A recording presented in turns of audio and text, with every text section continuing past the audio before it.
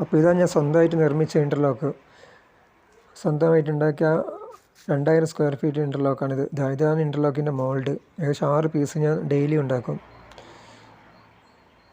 Daily 6 എടുക്കുന്നത്. ഇവിടെ നിന്നാണ് ഞാൻ ഇൻ്റർലോക്ക് നിർമ്മിക്കുന്നത്.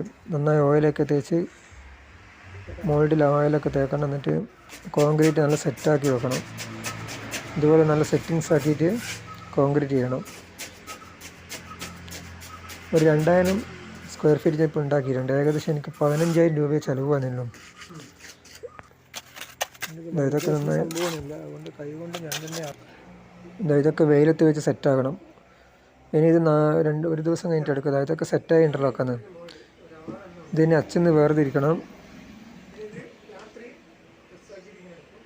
ഏകദേശം 8 മാസമായി ഞാൻ ഇത് നിർമ്മിക്കാൻ തുടങ്ങിയിട്ട്. 6 മോൾഡ് വെച്ചിട്ട് ഇതൊക്കെ ഇനി മുറ്റത്ത് വെക്കണം. രാത്രി ഞങ്ങൾ ഇൻ്റർലോക്ക് അമ്മയാണ് സഹായിക്കുക.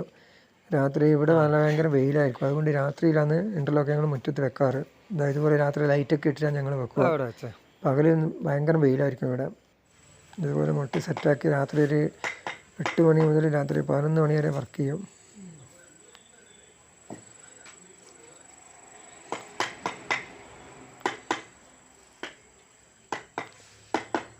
ഒരു 8 മാസം പരിശ്രമിച്ച് നമുക്ക് സ്വന്തമായിട്ട് വീട്ടിൽ തന്നെ ഇത് നിർമ്മിക്കാം. ഏകദേശം ഒരു 15,000 രൂപയ്ക്ക് എനിക്ക് 2000 സ്ക്വയർ ഫീറ്റ് നിർമ്മിച്ചു.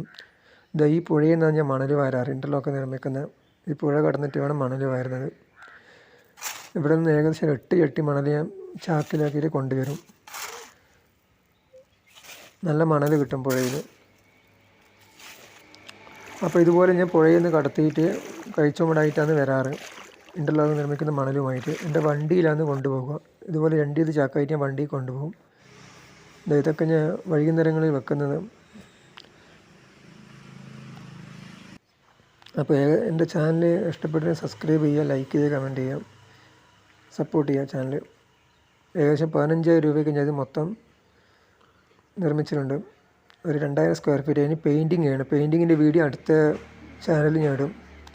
പെയിൻറ്റിങ് ആയാലും ഒരു 3,000-3,500 രൂപ വേണം.